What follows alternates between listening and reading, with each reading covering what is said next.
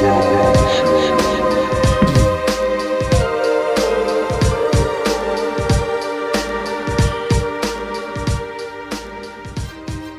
what's up everybody? Welcome back to The Bomb Show, and this is the latest segment I've come up with. It's called Classics. So this should be an ongoing thing. I do also, beside the regular The Bomb Show episodes, which Wendy hosts, and the Custom Corners, and we're also going to do an Artist Spotlight segment that we're going to try to do regularly. But yeah, for the premiere episode of Classics, I think this is a very, very nice one to start off with. And if you aren't familiar with this piece, this is ROM The Space Knight, manufactured by Parker Brothers in 1979.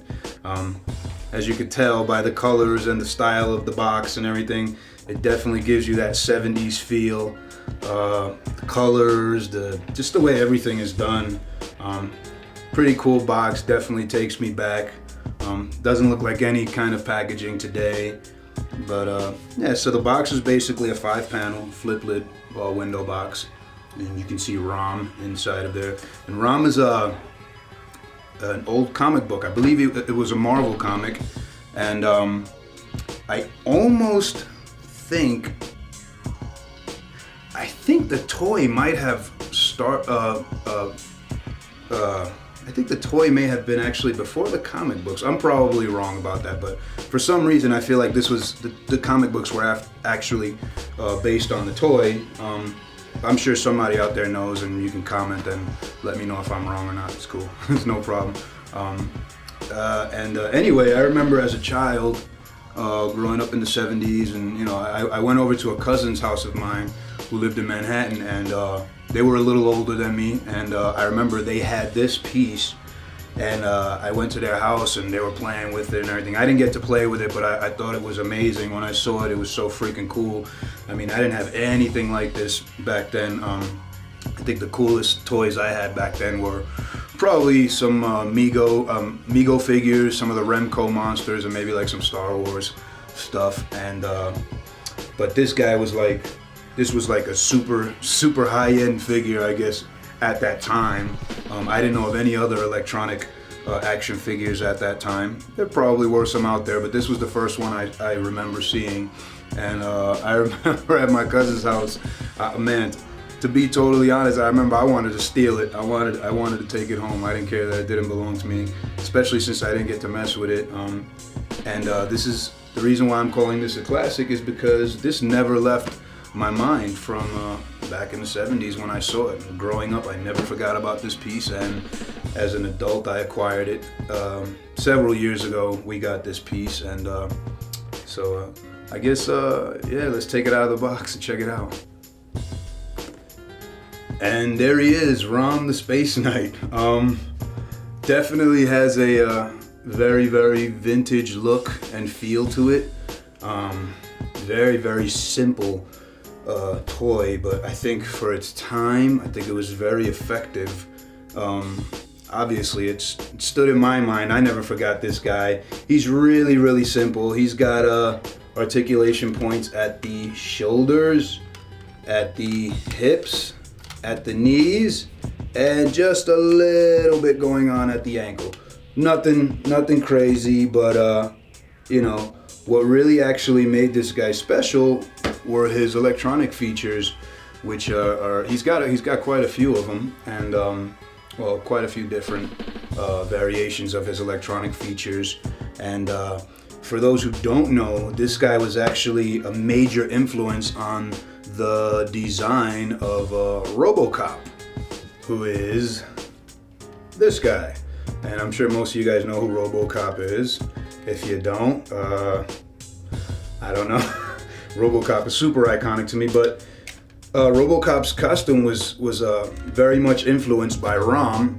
If you go back and check out RoboCop again, the original RoboCop, there's a scene where Peter Weller is having flashbacks, and he goes and he sees his son watching a TV show. I think it was called TJ Laser. If you look on the floor, you'll see a ROM comic book. And there's also the gas station scene on the comic book racks. You can see a couple of ROM comics here as well. and they put that in there as an homage to ROM himself, and because he was RoboCop was based on ROM's design. So yeah, very cool. So some of ROM's features are, let's see, get this stand out of the way.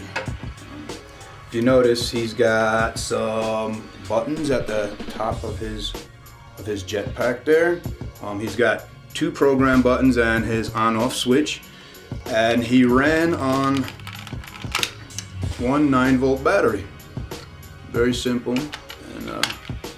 And his first feature that I'll show you guys is, well, let me turn him on first so you can see he lights up. So you can see his eyes lighting up, and his respirator, his eyes and respirator on his chest, and his eyes light up and his chest blinks and flashes left to right, and he has a little beeping sound going on, if you can hear that. There you go. Okay, so basically he has, depending on what variations and what order you hit the switches on his back, he does different things. So one of them would be breathing sound.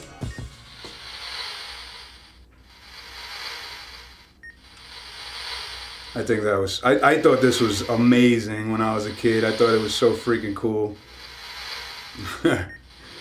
And then he's got the jetpack.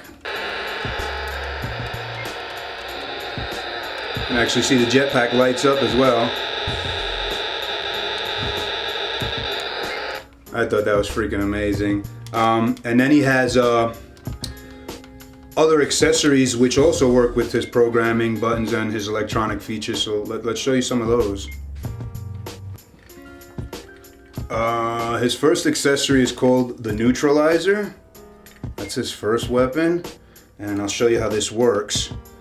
Basically, he also came with a cable, a power cable, and you basically plug the large end into the accessory, and you plug the small end into the side jack on his body. As you can see, the wire plugs into the side of his body, and you put the accessory in his hand, and the neutralizer is activated by hitting a sequence of buttons.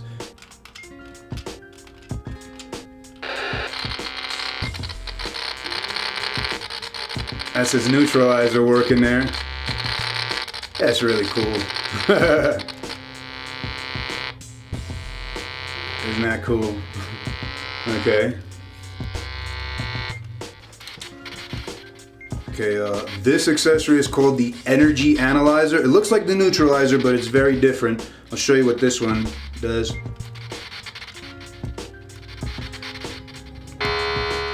There it goes.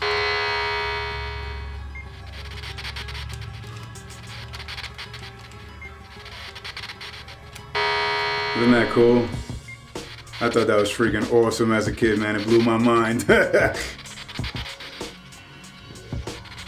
And finally, we have the translator. This is his two-handed weapon, and the translator does this.